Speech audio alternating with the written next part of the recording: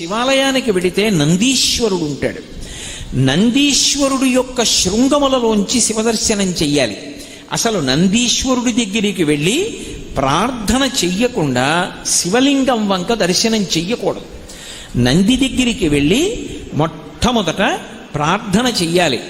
ఏమని అంటే, నందీశ్వర నమస్తుభ్యం సాంబానంద ప్రదాయక మహాదేవస్య సేవార్థం ఆజ్ఞాం దాతుమర్హసి అని అడగాలి. అనుజ్ఞాం దాతుమర్హసి.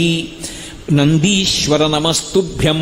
నమస్తుభ్యం అంటే రెండు చేతులు కైమోడ్చి ఇలా శిరసు ఉంచి నమస్కరించాలి. నమస్కరించి, ఓ నందీశ్వర నీకు నమస్కరిస్తున్నాను. ఎవరు నువ్వు? సాంబానంద ప్రదాయక. సా అంబ ఆనంద ప్రదాయక. అమ్మతో కలిసి ఉన్నటువంటి శివుని యొక్క దర్శనాన్ని నాకు అనుగ్రహించగలిగినటువంటి వాడివి. వాళ్ళ ఇద్దరి దర్శనము చేత నేను ఆనందమును పొందేటట్టుగా చెయ్యగలిగిన వాడివి నువ్వు. నీ అనుగ్రహం లేకపోతే ఆయన దర్శనం లేదు. కాబట్టి సాంబానంద ప్రదాయక మహాదేవస్య సేవార్థం. నేను మహాదేవుని యొక్క సేవ చెయ్యాలనుకుంటున్నాను. ఆయన ఎదురుగుండా నిలబడాలనుకుంటున్నాను, నమస్కరించాలనుకుంటున్నాను. కాబట్టి మహాదేవస్య సేవార్థం అనుజ్ఞాం దాతుమర్హసి. మీరు నాకు అనుజ్ఞ ఇవ్వండి, అనుమతి ఇవ్వండి. మీరు అనుమతిస్తే అప్పుడు నేను లోపలికి వెడతాను అని చెప్తారు. నందీశ్వరుడు కేవలముగా పరమశివుడు వచ్చేటటువంటి వాహనం ఒక్కటే కాదు. అసలు నందీశ్వరుని యొక్క అనుమతి లేకుండా శివాలయంలో శివదర్శనం చేశారనుకోండి, దాన్ని శంకరుడు అంగీకరించాడు. ఎందుచేత అంటే, శివదర్శనాన్ని ఇవ్వడానికి మొట్టమొదట ఎవరు అనుగ్రహించాలి అంటే నందీశ్వరుడు అనుగ్రహించాలి. ఎక్కడి నుంచి వచ్చింది నందికా శక్తి శివపరివారంలో అంటే, శిలాదుడు అని ఒక మహర్షి, ఆయన మహానుభావుడు. ఆయనకి ఒకప్పుడు ఒక విచిత్రమైనటువంటి కోరిక కలిగింది. నాకు ఒక కుమారుడు కలగాలి, కానీ అందరు పిల్లలు పుట్టినట్టే భార్య యొక్క సహాయము వలన నా తేజస్సు, నా భార్య యొక్క శోణితము కలిసి నా భార్య యందు పిండముగా రూపుదిద్దుకొని ఏదో కొన్ని నెలలు ఆమె గర్భము ధరించిన తరువాత బయటికి వచ్చేటటువంటి శిశువు కాదు, అయోనిజుడు కావాలి. స్త్రీ గర్భము నుండి బయటికి రానివాడయ్యి ఉండాలి. అయోనిజుడు కావాలి. రెండు, ఆ పిల్లవాడికి మరణం ఉండకూడదు. ఇక పిల్లవాడు శరీరం అన్నది విడిచిపెట్టకూడదు. మూడు, వాడు పరమశివుడితో సమానమైనటువంటి స్థాయిని పొంది ఉండాలి అనుగ్రహంలో. వాడు ఆజ్ఞాపించడంలో కానీ, అనుగ్రహించడంలో కానీ, రూపంలో కానీ ముమ్మూర్తుల శంకరుడు ఎలా ఉంటాడో అలా ఉండాలి. నాకు అటువంటి కొడుకు కావాలి. అదేం సామాన్యమైన కోరిక. అటువంటి పిల్లవాడిని పొందాలనుకున్నాడు. దేవేంద్రుడి గురించి ఘోరమైనటువంటి తపస్సు చేశాడు. ఘోరమైన తపస్సు చేస్తే దేవేంద్రుడు ప్రత్యక్షమయ్యాడు. ఏం కావాలన్నాడు. ఇదిగో ఈ 3 లక్షణాలు చెప్పాడు. నాకు ఇటువంటి కుమారుణ్ణి కటాక్షించు అన్నాడు. ఒక్కొక్క మహానుభావుడికి ఒక్కొక్క సంకల్పం కలుగుతుంది. ఈ శపథమన్వేష్టం చారణ చరితేపధి అంటారు వాల్మీకి మహర్షి రామాయణంలో.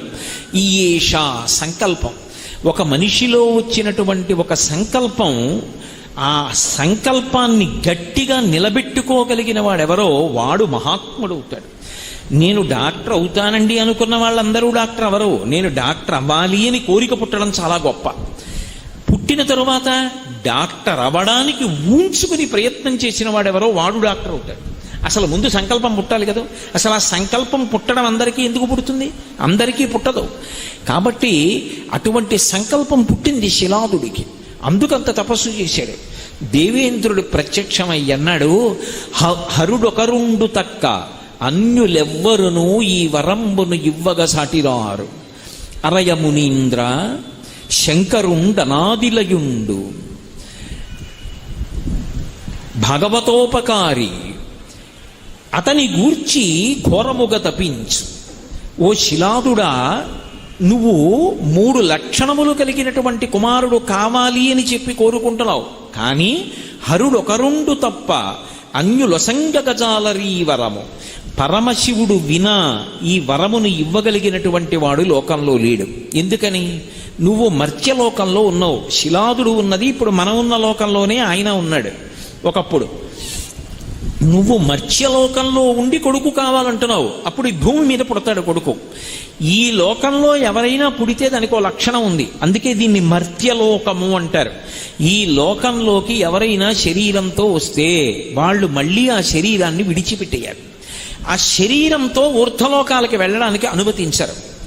కాబట్టి నువ్వు శంకరుడితో సమానమైన రూపమున్న కొడుకు, మరణము లేని కొడుకు కావాలంటున్నావు. అది హరుడొకరుండు తప్ప అన్యులసంగగజాలరీ వరము వరయ మునీంద్ర. ఓ మునీంద్ర విను, అది మేము ఇవ్వలేము, అది మా అధికారంలోకి రాదు. అలా ఈ లోకంలో ఉండేటటువంటి ఆచారానికి భిన్నంగా పుట్టినప్పటికీ కూడా శరీరం విడిచిపెట్టకుండా శాశ్వతంగా ఉండిపోగలిగినటువంటి కుమారుడు, పరమశివుడితో తుల్యమైనటువంటి ఆకారమును, తేజస్సును, అనుగ్రహానుగ్రహ శక్తి, నిగ్రహానుగ్రహ శక్తిని కలిగినటువంటి వాడు, ఏ జనన మరణములు లేనటువంటి వాడు కలగడం సంభవం కాదు, మేము ఇవ్వలేము. అందుకని శంకరుండనాదిలయుండు పరాత్పరుండు. నువ్వు ఆయన గురించి ఎంత గొప్పగా తపస్సు చెయ్యాలి అంటే, మీర అరుసము మీర నియమమారసి తపించిన హరుని గూర్చి తపించినన్ అతడిచ్చు ఈ వరము పేరిమి నీకు మునీంద్ర తల్లజా.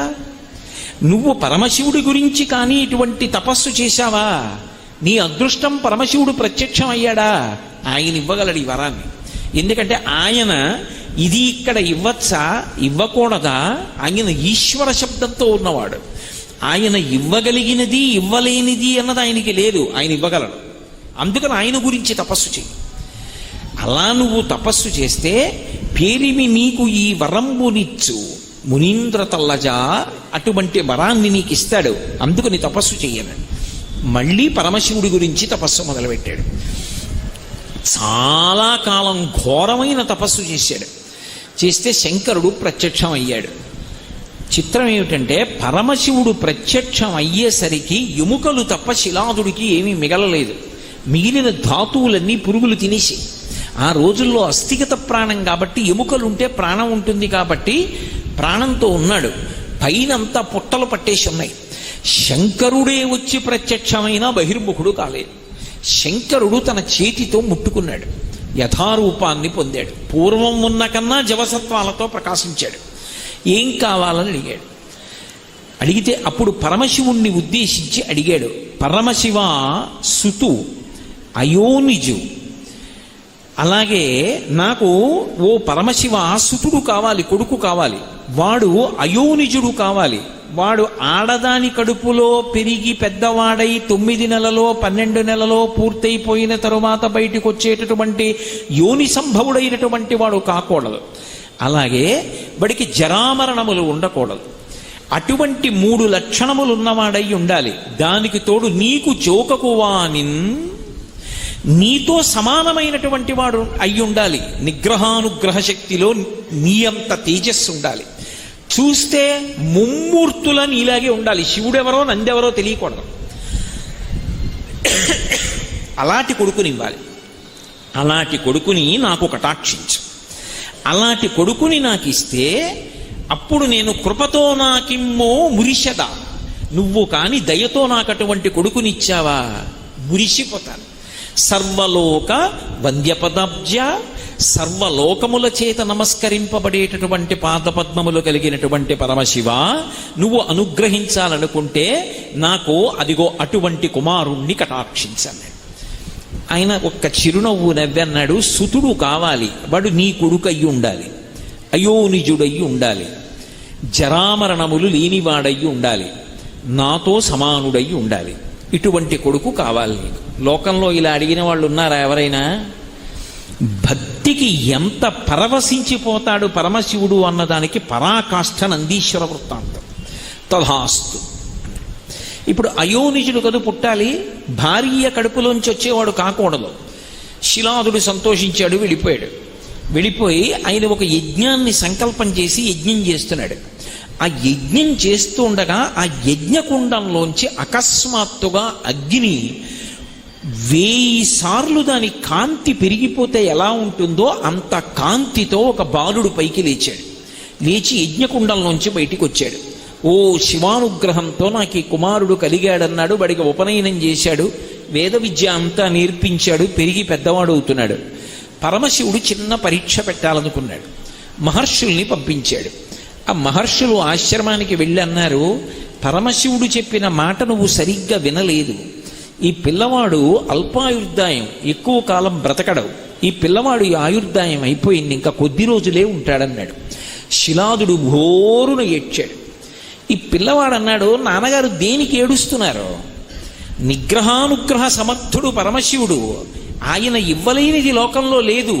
నేను ఆయన గురించి తపస్సు చేస్తానని వెళ్ళి కూర్చొని పరమశివుడి గురించి తపస్సు చేశాడు.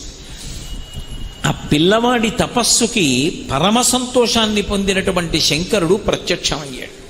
ప్రత్యక్షమై, నేను నీ పట్ల ఎంతో సంతోషాన్ని పొందాను కాబట్టి నీకు నేను కొన్ని విశేషాలని అనుగ్రహిస్తున్నాను. మీ నాన్న నన్ను వరం అడిగాడు, శిలాదుడికి కొడుకుగా ఉండాలన్నాడు, అందుకు నువ్వు శిలాదుని యొక్క కుమారుడు అని పిలవబడతావు. అయోనిజుడు కావాలన్నాడు, యజ్ఞకుండంలోంచి పుట్టావు. నేను మహర్షులతో అలా కబురు చేశాను, కానీ నిజానికి నేను ఆ మాట అనలేదు. నిన్ను అల్పాయుర్దాయంతో ఉండేవాడివి అనలేదు. నీకు జరామరణములు లేవు, నీకు మృత్యు అన్నది రాదు. నాతో సమానమైనటువంటి రూపం కావాలని మీ నాన్న అడిగాడు, అందుకే నాతో సమానమైనటువంటి రూపాన్ని నీకు అనుగ్రహిస్తున్నానని సమానమైనటువంటి రూపాన్ని అనుగ్రహించాడు. శంకరుడు ఎలా చంద్రరేఖతో ప్రకాశిస్తూ ఉంటాడో అలాగే 3 కన్నులతో చంద్రరేఖతో పరమశివుడితో సమానమైనటువంటి వ్యక్తిగా అపరశంకరుడిగా నందీశ్వరుడు నిలబడ్డాడు. పార్వతీదేవిని పిలిచాడు శంకరుడు. పిలిచి, పార్వతి, ఇతను నీకు పుత్ర సదృశ్యుడు, ఇక పైనుంచి ఇతను కూడా నీకు కుమారుడే. కాబట్టి ఈ నందీశ్వరుణ్ణి నీ కుమారుడితో సమానంగా చూడు. విఘ్నేశ్వరుడికి సుబ్రహ్మణ్యుడికి ఏ స్థానం ఇచ్చావో అదే స్థానాన్ని ఈ నందీశ్వరుడికి కూడా ఇవ్వాలి అని తన జటని ఒకదాన్ని పెరికి ఆ జటలో ఉన్నటువంటి జలాన్ని ఆ పిల్లవాడి మీద పిండాడు. పిండినప్పుడు ఆయన జటలోంచి వెంటనే ఒక నది పుట్టింది. ఆ జట పిండినప్పుడు ఆ పిల్లవాడి మీద పడి ఆ పిల్లవాడి శరీరం అంతా తడిసి ఆ నది ప్రవహించింది. దానికే జటోదక అని పేరు. పార్వతీదేవిని పిలిచి, ఈ పిల్లవాడు నీకు కుమారుడు అన్నాడు. అనేటప్పటికి ఆవిడ ఎంతో సంతోషాన్ని పొంది ఈ చేతిని ఇలా పెట్టింది ఆ పిల్లవాడి తల మీద పెట్టి ఒక్కసారి కన్నులు మూసుకుని సంకల్పం చేసింది. చేసేటప్పటికి శంఖం ఎంత తెల్లగా ఉంటుందో అంత తెల్లటి రంగులో ఉన్నటువంటి పాలు ఆమె చేతుల నుంచి 3 ధారల కింద పడ్డాయి. పడి ఆ పిల్లవాడి శరీరం అంతా అందులోంచి తడిసి కిందకి ప్రవహించింది. దాన్ని అలా ప్రవహించి పార్వతీదేవి చేతి నుంచి 3 ధారలుగా పడి ప్రవహించినటువంటి ఆ ధార ఏదైతే ఉందో అది ఒక నదీ రూపాన్ని పొందింది. దాన్ని త్రిస్రూప అని పిలిచారు. అలాగే ఎప్పుడైతే శంకరుడి యొక్క జట నుంచి వచ్చినటువంటి ఉదకము చేత తాను తరిశాడో, పార్వతీదేవి యొక్క చేతిలోంచి వచ్చినటువంటి 3 ధారల పాల చేత తరిశాడో, పరమ సంతోషాన్ని పొందినటువంటి ఆ పిల్లవాడు ఒక్కసారి గట్టిగా అరిచాడు.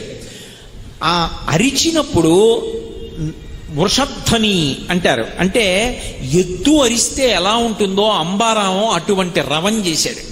అంత పెద్ద కేక వేసేటప్పటికీ ఆ ధ్వనిలోంచి ఒక పెద్ద నీటి బుగ్గ పుట్టి నదిగా ప్రవహించింది. దాన్ని వృషధ్వని నది అని పిలిచారు. అప్పటికి 3 నదులు పుట్టాయి. శంకరుడు పరమ సంతోషంతో తన తల మీద ఉన్నటువంటి కిరీటాన్ని తీసి పిల్లవాడికి అలంకారం చేశాడు.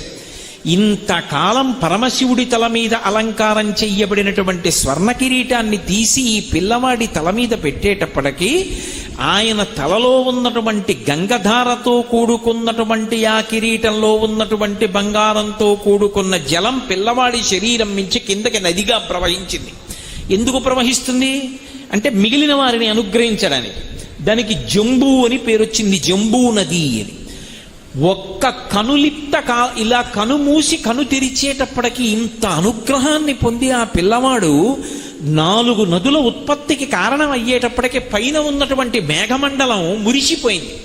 మురిసిపోయి మెరుపులతోటి ఉరుములతోటి వెంటనే తీయటి చల్లటి నీటి ధార విడిచిపెట్టింది. ఆ నీరు పడేటప్పటికీ ఆయన శరీరం మీద పడి ఆ పిల్లవాడి మించి పక్కకి నదిగా ప్రవహించింది. ఆ నదిని స్వర్ణోదక అని పిలిచారు. నందీశ్వరుణ్ణి పరమశివుడు అనుగ్రహించినటువంటి సమయంలో 5 నదులు ప్రవహించాయి. వీటిని పంచనదములు అని పిలుస్తారు. వాటి మధ్యలో నేను లోకాన్ని అనుగ్రహిస్తానని పరమశివుడు జప్పేశ్వరుడు అన్న పేరుతో పిలిచాడు. అందుకే 5 నదులలో స్నానం చేసి ఆ శివలింగాన్ని ఎవరు దర్శనం చేస్తారో వారు మళ్ళీ పుట్టవలసినటువంటి అవసరం ఉండదు. అంత అద్భుతమైనటువంటి రీతిలో ఆ పిల్లవాడి యొక్క జన్మ పరమశివుడి చేత పార్వతీదేవి చేత అనుగ్రహింపబడము ఏకకాలంలో జరిగాయి. ఆశ్చర్యం ఏమిటంటే పరమశివుడు తనతో సమానమైనటువంటి ముఖమండలాన్ని పిల్లవాడికి అనుగ్రహిస్తే శివమహాపురాణంలో బ్రహ్మాది దేవతలతో చెప్పుకున్నాడు నందీశ్వరుడు. ఆయన అన్నాడు, శంకర, నీ అనుగ్రహం వర్ణనాతీతం, దానికి హద్దు లేదు.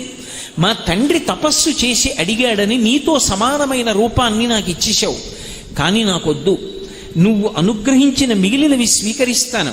కానీ నువ్వు ఎలా ఉంటావో అలాగే నా ముఖం ఉంటే నాకు నీకు భేదం చెప్పడం కష్టం కావచ్చు, నన్ను శివుడు అనుకోవచ్చు. నాకు అంత ఆశ లేదు. ఇది నీ హద్దులేని అనుగ్రహం. అందుకే నాకు వానర ముఖాన్ని కటాక్షించమని అడిగాడు. ఆ పిల్లవాడు యొక్క వినయ విధేయతలు చూసి సంతోషించినటువంటి శంకరుడు, నువ్వు ఎప్పుడు అలా కనపడాలనుకుంటే అప్పుడు నీ ముఖము వానర ముఖంగా కనపడుతుంది, కోతి ముఖంలా కనపడుతుంది అని అనుగ్రహించాడు. అందుకే వానర ముఖంతో దర్శనమిస్తుంటారు నందీశ్వరుడు. అటువంటి మహానుభావుడై అంత వినయంతో ఆయన నిలబడ్డాడు. నిలబడితే ఆయన్ని ప్రమథగణములన్నిటికీ కూడా అధిపతిగా పట్టాభిషేకం చేశాడు శంకరుడు.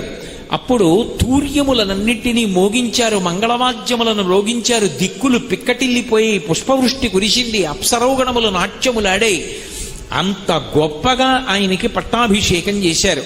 అందుకే ప్రమథగణములన్నిటికీ కూడా అధిపతి ఎవరు అంటే నంది. ఆ నంది పేరు ఎందుకు వచ్చింది అంటే శిలాదుని యొక్క కుమారుడు. ఈ పిల్లవాణ్ణి చూశాడు శిలాదుడు. చూసి నందుడౌట చేసి నంది అనుచు నామకరణంబొనర్చి వివిధార్థ సంచయంబు నిమ్మి అర్ధులైన వారికిచ్చి తనియ చేయుచు ముదంబున తనరుచుండే అన్నారు సింహమహాపురాణంలో. ఆ శిలాదుట్ట పిల్లవాడి వంక చూశాట. ఉరే, శిలాదుని యొక్క కుమారుడు అని చెప్పబడతావు, ఎంత గొప్ప కొడుకువిరా అని ఆ పిల్లవాడి ముఖం చూసేటప్పటికీ ఆ తండ్రిలో ఎంత ఆనందం వచ్చేసిందోట. నాలో ఉండిపోయిన ఇంత ఆనందం, నా కోరిక తీరింది, పరమశివుడితో సమానమైనటువంటి కొడుకుని నేను కన్నానన్న ఆనందానికి కారణమై రాశీభూతమై సాకారముగా నా ఎదుట నడిచి వచ్చావు కాబట్టి, నా కోరిక తీర్చావు కాబట్టి కొడుకుని నందనుడు అని పిలుస్తారు. తండ్రి ఆనందమునకు కారణమవుతాడు కాబట్టి కొడుకు నందనుడు. ఎంతమంది ఉండనివ్వండి, తండ్రి మనసు కొడుకు కోసం కొట్టుకుంటుంది.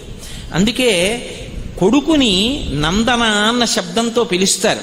ఎందుకు పిలుస్తారు అంటే ఎవరికి ఆనందం ఇస్తాడు అంటే తండ్రికి ఆనందం ఇస్తాడు. తండ్రికి సంతోషం ఎక్కడ అంటే కొడుకుని చూస్తే.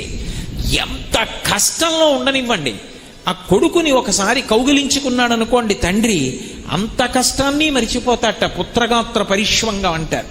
ఆ కొడుకుని కౌగిలించుకోవడంలో తండ్రి అంత ఆనందాన్ని పొందుతాడు. సామాన్యంగా లోకంలో ఉండేటటువంటి పిల్లల్ని చూసినంత మాత్రం చేతనే తండ్రులంతా పొంగిపోతే కొడుకులందరికీ నందనులని పేరు వచ్చింది. అందుకే యశోదానందనుడు, నందనందనుడు, కైకేయీ నందనుడు, దశరథ నందనుడు నందన శబ్దంతో వేస్తారు. ఎందుకంటే వీళ్ళందరికీ ఆనందం ఇచ్చిన వాడని.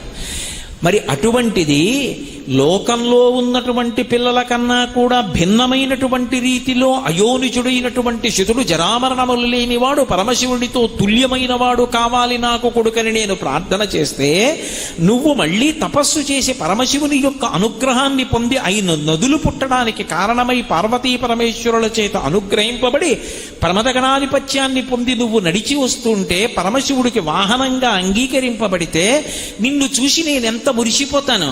నా ఆనందమునకంతటికీ నువ్వు కారణమయ్యావు కాబట్టి నీకు నంది అని పేరు పెడుతున్నానన్నాడు. నందుడౌట చేసి నంది అనుచు, నామకరణం బొనర్చే, అందుకని నంది అని పేరు పెట్టాడు. ఈశ్వరుడితో సమానమైన శక్తి ఉన్నవాడు కాబట్టి ఈశ్వర శబ్దం పక్కన చేరింది. నందీశ్వరుడు అని పిలుస్తారు. ఈశ్వర శబ్దం మిగిలిన వాళ్ళకి అన్వయం కాదు. మీరు అందుకే చూడండి, తెలియక కొంతమంది శనీశ్వరుడు అంటూ ఉంటారు. శనీశ్వర అన్న మాట లేదు.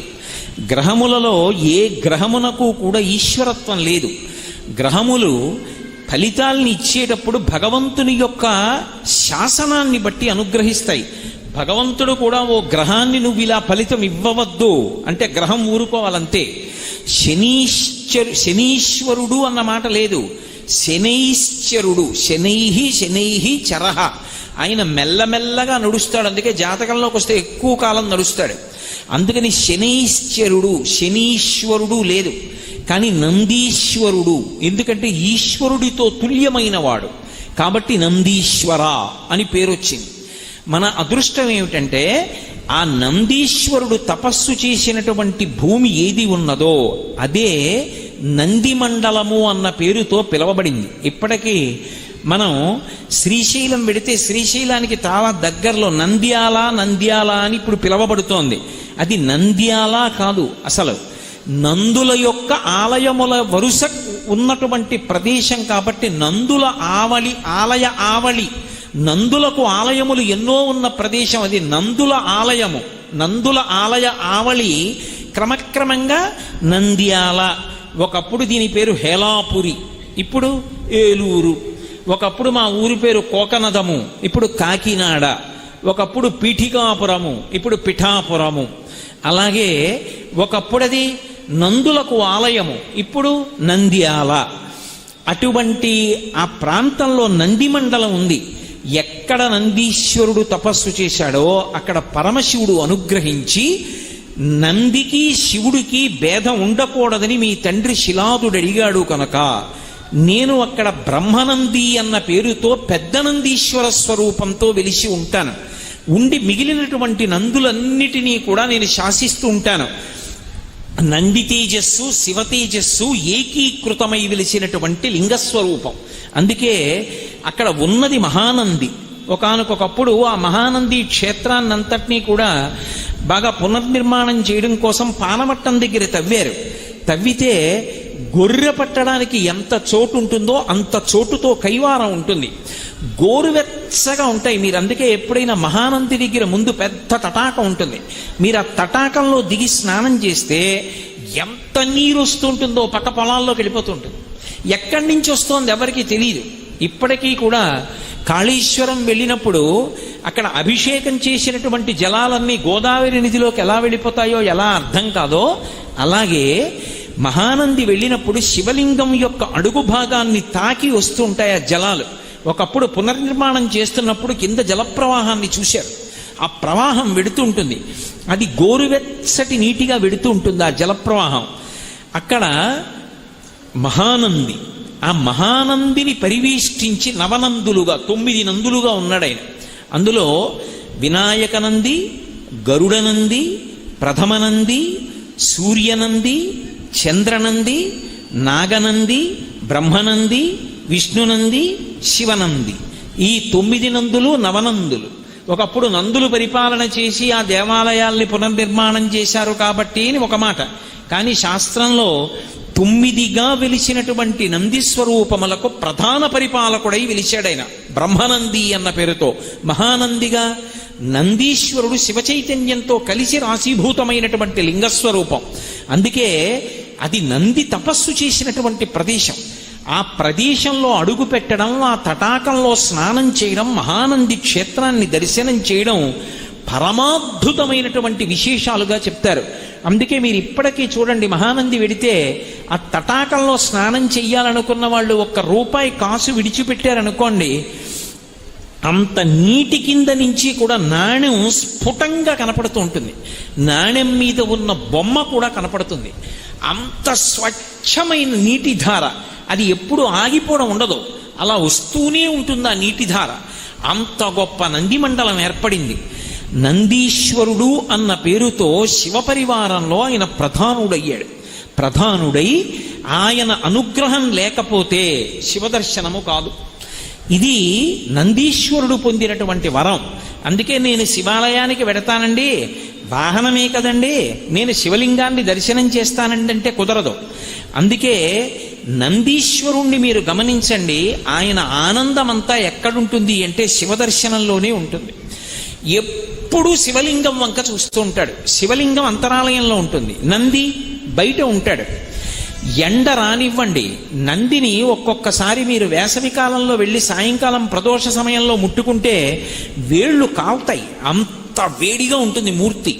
కానీ ఇంత వేడిగా ఉందని ఆయన తల కదపడవు. పెద్ద వాన పడనివ్వండి, కదపడవు.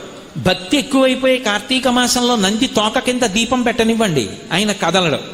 ఆయన ఎప్పుడూ పరమశివుణ్ణే చూస్తుంటాడు, శివుని వైపు దృష్టి పెడతాడు, ప్రపంచానికి పృష్ఠభాగం ఇస్తాడు. ప్రపంచంతో సంబంధం లేదు, ఆయనకి ఎప్పుడూ శివదర్శనమే. ఆ శివదర్శనంలో పొంగులు వారిపోతూ ఉంటాడు. అంతటి అద్భుతమూర్తి కనుకనే శైవాగమంలో ఒక విశేషం ఉంది. త్రయోదశి తిథి పరమశివుడి పరంగా చాలా అద్భుతమైనటువంటి తిథి. త్రయోదశి నాడు శివలింగానికి చేసేటటువంటి అభిషేకం ఎంత గొప్పగా చేస్తారో, ఉభయపక్షములలోనూ త్రయోదశి తిథి నాడు నందీశ్వరుడికి కూడా అంత గొప్పగానూ అభిషేకం చేస్తారు. నందీశ్వరుడికి అభిషేకం చేసినటువంటి కారణం చేత సమస్తమైనటువంటి అశాంతి ఉపశమిస్తుందని, సమస్తమైనటువంటి కళ్యాణములు అబ్బుతాయని, మనుష్యులకు కావలసినటువంటి ఈప్సితములు సిద్ధిస్తాయని మనకి శాస్త్రవాక్కు. అందుకే శివదర్శనం ఎంత గొప్పదో, శివలింగాభిషేకం ఎంత గొప్పదో, నందీశ్వరుడికి చేసేటటువంటి అభిషేకము కూడా తత్తుల్యము, అంత గొప్పది. అటువంటి నంది యొక్క శృంగముల మధ్య నుండి మాత్రమే శివలింగాన్ని దర్శనం చెయ్యాలి. శివలింగాన్ని దర్శనం చేసేటప్పుడు శివుడికి నందికి మధ్యలోకి వెళ్ళి దర్శనం చేయకూడదు. అలా ఎవరైనా విడితే అది గొప్ప దోషం కింద స్వీకరిస్తారు. అలాగే నిర్మాల్యం తీసుకొచ్చి శివుడి మీద ఉన్న పువ్వులు చేతికిస్తే నంది దగ్గర పెట్టేస్తుంటారు. అలా పెట్టడం ఎట్టి పరిస్థితుల్లోనూ అంగీకరింపబడదు. నందీశ్వరుడి దగ్గర నిర్మాల్యాన్ని విడిచిపెట్టకూడదు. నంది దగ్గరికి వెళ్ళి చెప్పాలి, వృషస్య వృషణం స్పృష్ట్వా శృంగమధ్యే శివాలయం దృష్ట్వా క్షణం నరో యాతి కైలాసే శివసన్నిధిం అనాలి. ఆయన దగ్గరకు వెళ్ళి శివలింగానికి నందీశ్వరుడికి మధ్యలోకి వెళ్లకుండా ఉండడానికి ఏ చేతిని ఉపయోగిస్తే సరిపోతుందో ఆ చేతిని పెట్టి, ఉదాహరణకి బొటనవేలు చూపుడు వేలు ఆయన యొక్క శృంగములు కొమ్ముల మీద ఉంచి, అంత బలిష్టమైనటువంటి నంది కొమ్ముల మీద మీరు చెయ్యి పెడితే ఊరుకుంటాడా? కానీ ఆ రెండిటి మీద బొటనవేలు చూపుడు వేలు ఉంచి ఎడమ చేతితో ఆయన యొక్క ఆ వృషణములను, అవయవాన్ని ఒక్కసారి ఇలా పట్టుకోవాలి, ఒక్కసారి పట్టుకుని వదిలేయాలి. ఆ వృషణములను ఇలా పట్టుకునేటప్పటికీ ఆయన ఊపిరి అని ఆగుతుంది. ఆయన ఊపిరిలో, ఆయన వదిలిపెట్టిన ఊపిరి, పీల్చిన ఊపిరిలో పరమశివుడు పార్వతీదేవితో కలిసి ఊయలలు ఊగుతూ ఉంటాడు. ఎప్పుడైతే ఆయన ఊపిరిని ఒక్కసారి ఆపాడో ఎదురుగుండా ఉన్నటువంటి శివుడు ఊయల ఆగి కైలాస పర్వతం మీద కూర్చున్నటువంటి పార్వతీ పరమేశ్వరుల దర్శనము చేసినటువంటి వాడు అని దర్శనం చేసినటువంటి భక్తుడి ఖాతాలో వేస్తాడు. అది ఒక్క నందీశ్వరుడి యొక్క శృంగముల మధ్య నుంచి దర్శనం చేయడం వల్ల మాత్రమే సాధ్యం. అలా కాకుండా అతిక్రమించి నందికి నమస్కారం చెయ్యకుండా వెళ్ళి నమస్కరించాడు అనుకోండి, దాని వలన దోషం వస్తుంది. అందుకే ముందు నందిని ప్రార్థన చేసి తరువాత ఆయన శృంగముల మధ్యలోంచి చూడాలి. ప్రదోషవేళ దాటిపోయి కవచం పెట్టేస్తే, అంటే శివలింగం కనపడకుండా శివుని యొక్క మూర్తి ఏ ఇత్తడిదో రాగిదో వెండిదో బంగారందో తొడిగేస్తారు. అలా తొడిగేస్తే నంది శృంగముల మధ్యలోంచి చూడక్కర్లేదు. లింగాన్ని చూస్తే మాత్రం నంది యొక్క శృంగముల మధ్యలోంచి మాత్రమే చూడాలి. అది పరమశివుడు నందీశ్వరుడికి ఇచ్చినటువంటి వరం. వెంకటేశ్వర స్వామి వారి దర్శనానికి ముందు ఆదివరాహస్వామి దర్శనం ఎలా చెయ్యాలో అలా నందీశ్వరుని యొక్క శృంగముల మధ్యలోంచి మాత్రమే శివలింగాన్ని దర్శనం చెయ్యాలి. నంది పట్ల అపచారం చేస్తే పరమశివుడికి ఆగ్రహం వస్తుంది. నంది పట్ల పరమ భక్తితో వినమ్రతతో ప్రవర్తించాలి. ఒక్కొక్క శివాలయంలో బయట పెద్ద నంది ఉంటుంది, మీరు కొంచెం ముందుకెడితే ఇంకొక చిన్న నంది ఉంటుంది. కదలకుండా ఉన్నటువంటి పెద్ద నందిని స్థిర నంది అంటారు. ఈ చిన్న నంది కదులుతుంది కదిపితే, దాన్ని గట్టిగా నేలకి బిగించరు. ఈ కదిలే నందిని చరనంది అంటారు. పూర్వకాలంలో ఇంత వైద్య సదుపాయం లేనటువంటి రోజుల్లో ప్రతి ఊళ్ళో శివాలయంలో ఒక చరనంది ఉండేది. ఎందుకు చరనంది అంటే, అకస్మాత్తుగా ఎవరైనా ఒక స్త్రీకి ప్రసవం అవుతుంటే, ఆమె కష్టపడుతుంటే, ఆమెని వైద్యానికి తీసుకెళ్లాలన్నా, వైద్యుణ్ణి తీసుకురావాలన్నా చాలా సమయం పడుతుంది అనుకుంటే, నేను పూర్వకాలంలో ఉన్న విశేషాన్ని చెప్తున్నాను.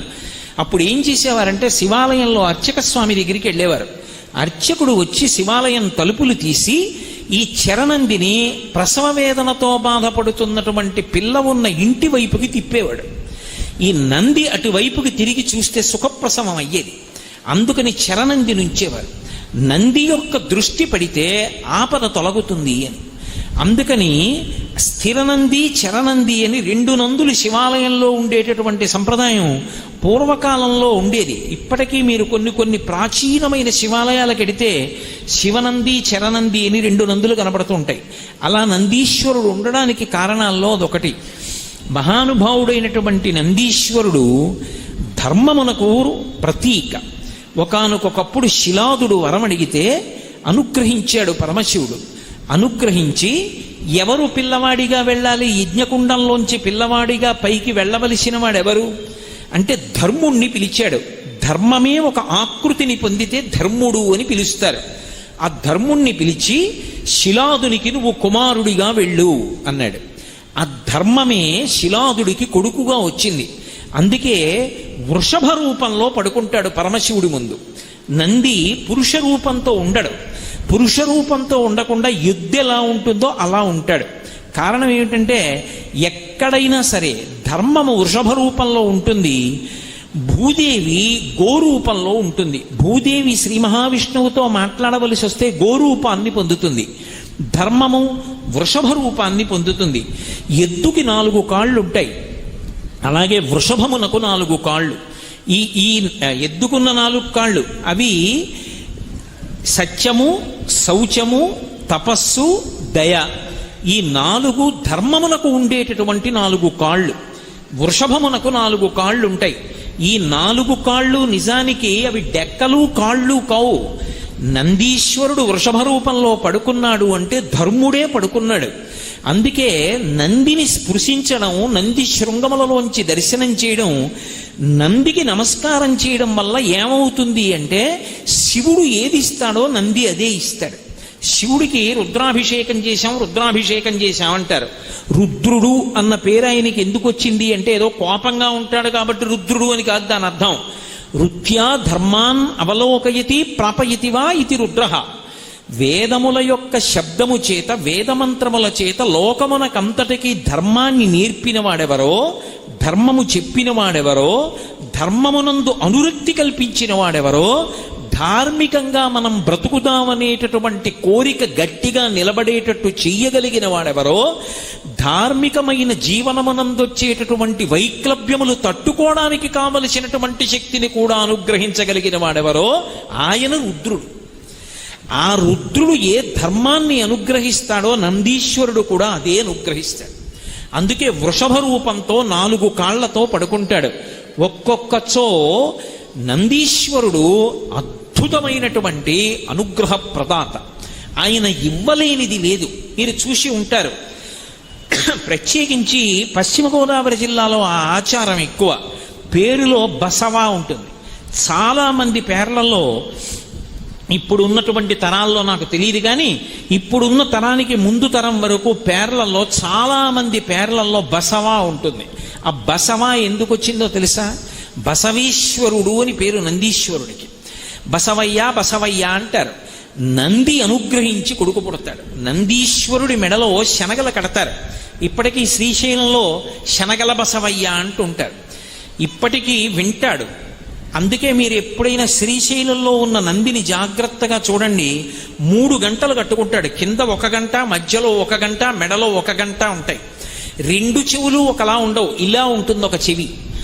ఏదైనా చాలా కష్టం వచ్చిందనుకోండి, శ్రీశైలంలో నంది చెవి దగ్గరికి వెళ్ళి చెప్పుకుంటారు. ఆయన వింటాడు బాగా. విని, స్వామి నా కోరిక తీర్చిన తరువాత నువ్వు వెంటనే ఇవి తినమని శనగలు మూట కట్టి ఆయన మెళ్ళలో కడతారు. అలా కట్టగా కట్టగా కట్టగా కట్టగా ఇప్పుడు ఆయనకి పేరు ఏమనొచ్చిందంటే శనగల బసవన్న అని. నందీశ్వరుడు కాలజ్ఞానంతో ఉంటాడు, పరమశివస్వరూపం కదా, మీకు ముందే చెప్పే కదా, కాలంబు గతి అని. అందుకే యుగాంతం ఎప్పుడైపోతుంది అన్నది మొట్టమొదట ఎవరికి తెలుస్తుంది అంటే నందీశ్వరుడికి తెలుస్తుంది. యుగాంతం అయిపోయే సమయం వచ్చేసింది అని గుర్తేమిటంటే, శ్రీశైలంలో ఉన్నటువంటి నందీశ్వరుడు పైకి లేచి మోరలెత్తి పెద్దగా అరుస్తాడు. ఆ నందీశ్వరుడు రెంకె వేస్తే కృష్ణానది పైకి లేస్తుంది. పైకి లేచి కనకదుర్గమ్మ యొక్క ముక్కు నత్తుని తాకుతుంది. అవి వరుసగా మహాప్రళయం యొక్క చిహ్నాలు. ఇందులో మొదట తెలుసుకునేవాడెవరు అంటే నందీశ్వరుడు తెలుసుకుంటాడు.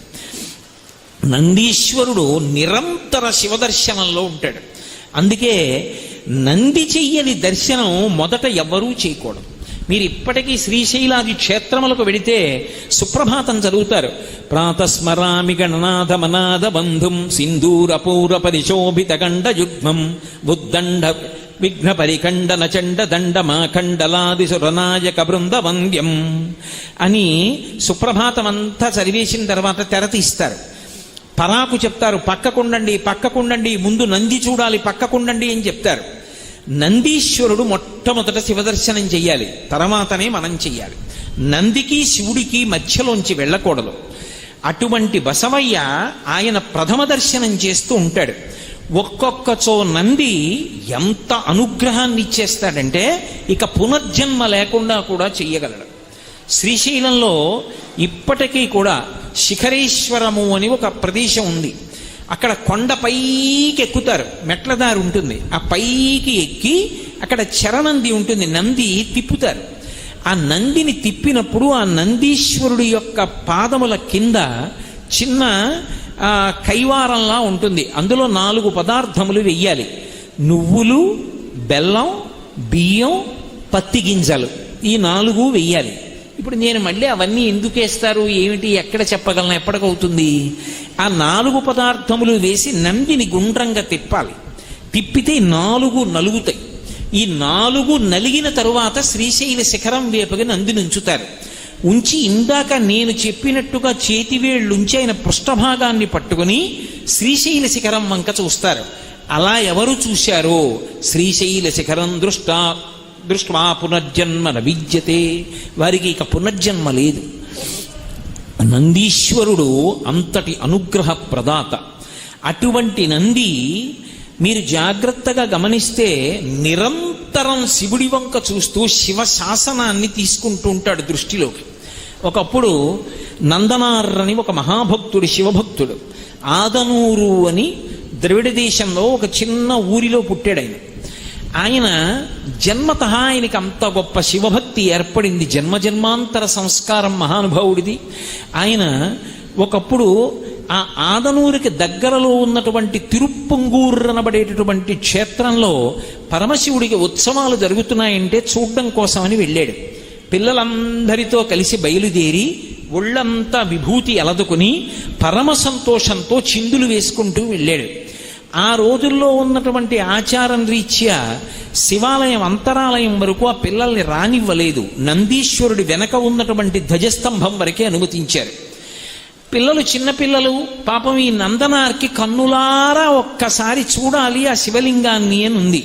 కానీ ఆ శివలింగం వంక ఒక్కసారి చూద్దామంటే నందీశ్వరుడి యొక్క పెద్ద మూర్తి అడ్డొస్తాం. ఆయన ఆర్తితో మనసులో చెప్పుకున్నాడు, శివా నిన్ను చూడాలని బయలుదేరి వచ్చాను. ఈ నంది అడ్డంగా ఉన్నాడు, నన్న ధ్వజస్తంభం దాటి వెళ్ళనివ్వరు. ఇక్కడి నుంచి నాకు నీ దర్శనం అవ్వట్లేదు, శంకరా ఎలా అనుగ్రహిస్తావో నన్ను అనుగ్రహించమని అడిగాడు. వెంటనే పరమశివుడు నందీశ్వరుణ్ణి ఆజ్ఞాపించాడు, నీ వెనక నా భక్తుడు నందనారున్నాడు, నంది పక్కకి తొలగు, ఆయన చూస్తాడు నన్నన్నాడు. వెంటనే నందీశ్వరుడు శివలింగానికి ఎదురుగుండా ఉన్నవాడు ఓ పక్కకి వెళ్ళిపోయాడు. ఇప్పటికీ మీరు తిరుప్పంగూరు వెడితే శివలింగానికి ఎదురుగుండా ఉండదు నంది, నంది పక్కకి వెళ్ళిపోయి ఉంటుంది. నందనారు వెళ్ళినప్పుడు శివాజ్ఞ మేరకు నంది పక్కకి వెళ్ళిపోయింది. అప్పటి నుంచి ఇప్పటికీ కూడా ఆ నంది అలాగే పక్కకి తొలగిపోయి ఉంటాడు. నిరంతరము శివధ్యానంలో ఉంటాడు ఆయన. శివుణ్ణి దర్శనం చేస్తూ ఉంటాడు. అటువంటి నంది పశువులన్నిటికీ కూడా చిహ్నముగా ఉంటాడు. పశువు అంటే ఏదో నేను దూడల గురించి గేదెల గురించి మాట్లాడుతున్నానని మీరు అనుకోకండి. నేను మిమ్మల్ని ఒక్కరినే అంటలేదు. పశువులలో కల్లా మొదటి పశువు ఎవరంటే నేనే.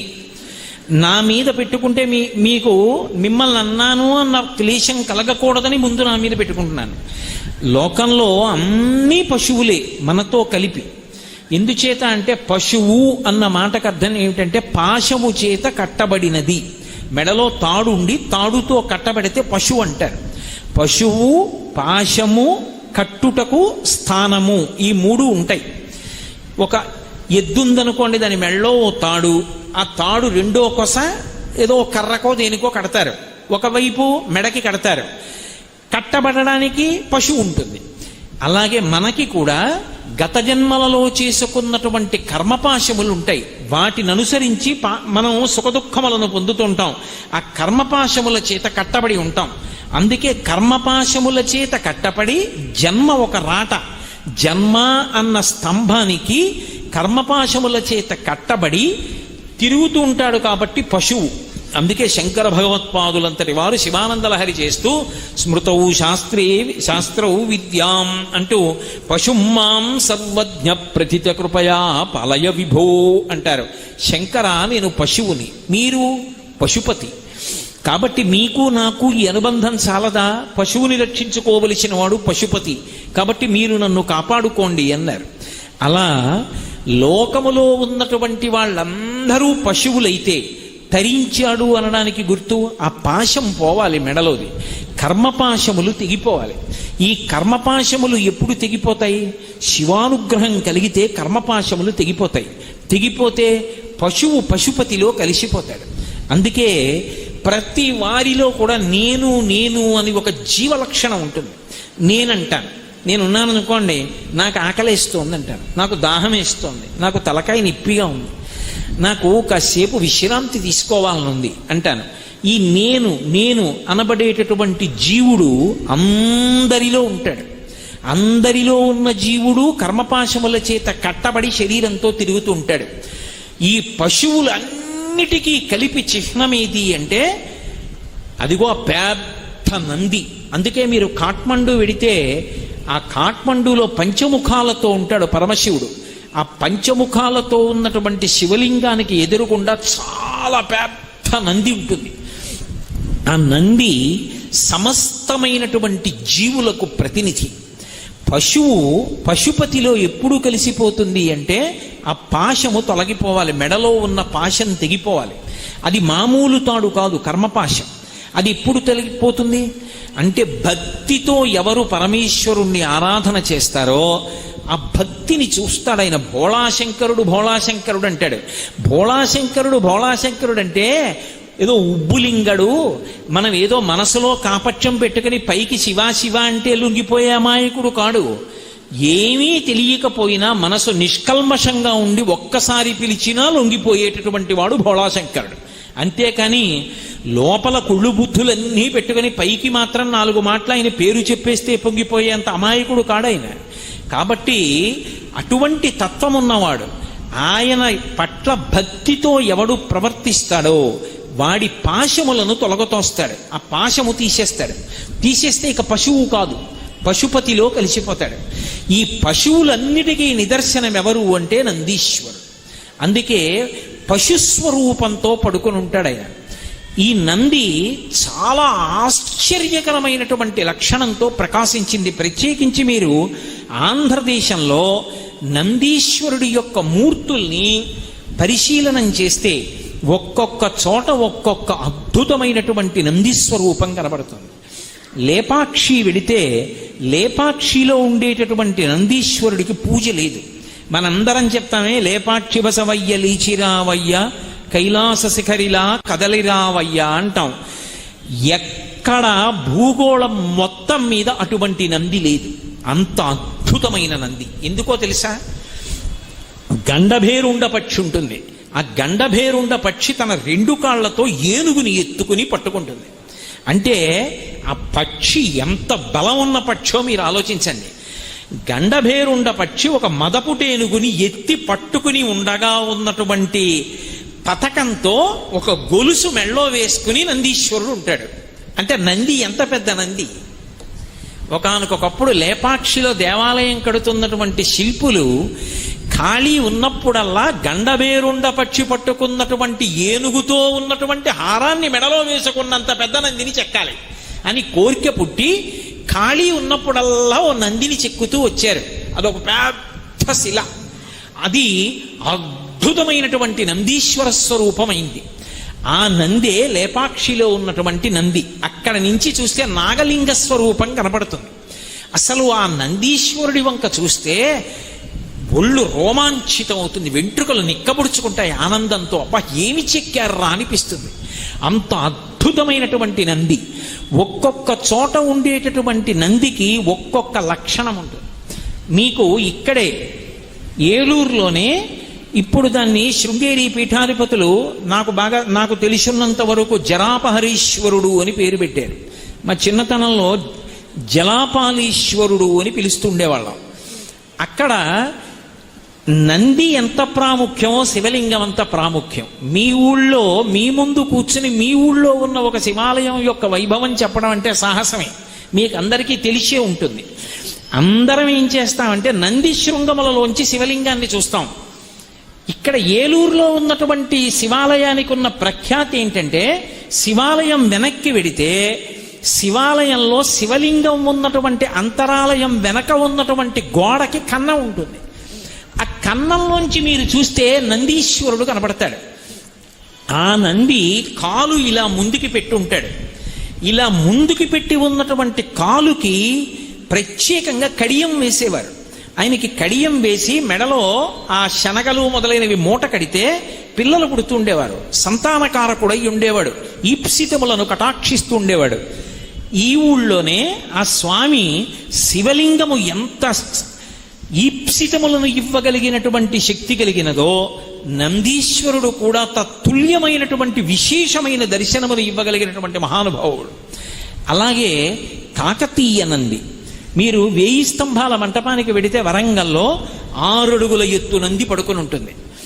6 అడుగుల ఎత్తి నంది పడుకున్నప్పుడు కాకతీయ నందికి ఒక్కదానికి ఒక లక్షణం ఉంటుంది. కాకతీయ నంది 3 కాళ్ల మీద పడుకుని ఒక పాదం బాగా ముందుకి ఇలా చాపి మడుస్తుంది. ఇలా అసలు దాని అందం చూసి తీరాలి.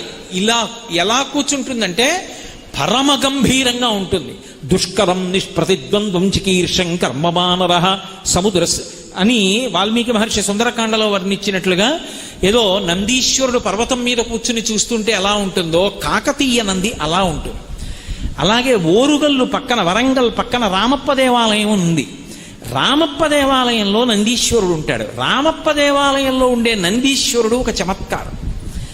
మీరు మామూలుగా చూశారనుకోండి, ఒక్క శివుణ్ణి చూస్తూ ఉంటాడు. మీరు ఆ నందీశ్వరుడి చుట్టూ తిరుగుతూ నంది వంక చూస్తున్నారనుకోండి, ఆయన మిమ్మల్నే చూస్తూ ఉంటాడు. మీరు ఎటెళ్ళండి చూస్తాడు. మీరు ఎటువైపుకి వెళ్ళండి, ఆ నందీశ్వరుడు మిమ్మల్నే చూస్తున్నట్లుగా కనపడుతుంది. కానీ ఆయన శివుణ్ణే చూస్తూ ఉంటాడు. శివుణ్ణే చూస్తున్న నందికి ఎటు తిరిగినా మిమ్మల్ని చూసేటట్టుగా విగ్రహాన్ని చెక్కిన అపురూప శిల్పం, అద్భుతమైనటువంటి నందిమూర్తి మీకు వరంగల్ రామప్ప దేవాలయంలో కనపడుతుంది. ఒక్క నందీశ్వరుడు ఎన్ని విశేషాలు చేశాడు. లలితా సహస్రనామ స్తోత్రంలో నంది విద్యా నటేశ్వరి అని అమ్మవారికి పేరు. నంది విద్య అంటే అమ్మవారికి సంబంధించినటువంటి సమస్తమైన విద్యలు ఎవరికి తెలుసు అంటే ఒక్క నందీశ్వరుడికే తెలుసు. అందుకే నంది ఒకరు శివుడు ఒకరు కాదుగా. శివుడికి తెలియని రహస్యమే ఉంటుంది అమ్మవారికి సంబంధించింది. అమ్మవారి ఉపాసనకి సంబంధించిన సమస్త రహస్యములు తెలుసున్నవాడు ఎవరంటే నందీశ్వరుడు. ఆ నందీశ్వరుని యొక్క అనుగ్రహం చేతనే లోకానికంతటికీ అమ్మవారి యొక్క ఉపాసన, అన్ని అమ్మవారికి సంబంధించినటువంటి విశేషాలు అన్నీ నంది ముఖతః అందేయి. కాబట్టి శ్రీ విద్యకి నంది విద్య అని పేరు వచ్చింది. అందుకని అమ్మవారికి నంది విద్య నటేశ్వరి వరుస క్రమంలో పేర్లు పలుకుతూ ఉంటాం కదా. నందీశ్వరుడు తీసుకొచ్చాడు. సౌందర్య లహరి ఈ భూమి మీదకి వచ్చినప్పుడు శంకర భగవత్పాదాచార్య స్వామి వారికి అద్భుతమైన పరీక్ష పెట్టినవాడు కూడా నందీశ్వరుడే. ఎందుకని అంటే పరమశివుని యొక్క దర్శనానికి శంకరాచార్యుల వారు యోగ మార్గంలో కైలాస పర్వతం మీదకి వెడితే పరమశివుడు 5 శివలింగములను ఇచ్చాడు. 5 శివలింగములను శంకరాచార్యుల వారు 5 చోట్ల పెట్టారు. కాంచీపురంలో 1, శృంగేరిలో 1, చిదంబరంలో 1, నేపాల్లో 2, 5 లింగములను ఉంచారు. అలాగే అమ్మవారు సౌందర్య లహరిని ఇచ్చింది. సౌందర్య లహరిని తీసుకుని వచ్చేస్తుంటే నందీశ్వరుడు కొన్ని శ్లోకాలు లాగేశాడు. లాగేస్తే శంకరాచార్యుల వారు అలా నిలబడ్డారు. నిలబడితే అమ్మవారంది, శంకర కైలాస